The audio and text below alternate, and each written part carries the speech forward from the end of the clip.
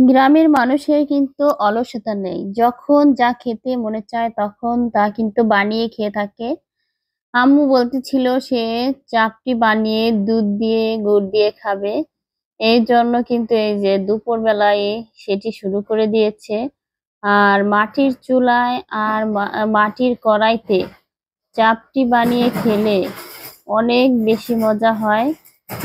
এই যে দুধ নিয়েছে আর একদম খাঁটি গুড় আছে এই যে সঙ্গে, সেটি দিয়ে কিন্তু চাপটি দিয়ে খাবে।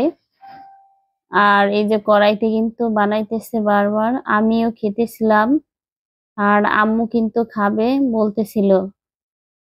মাটির চুলার এই চাপটি বানানো গ্রামের একটি ঐতিহ্য বলা চলে, কারণ এটি বহু বছর আগের থেকে মানুষ এভাবে বানিয়ে খেয়ে থাকে।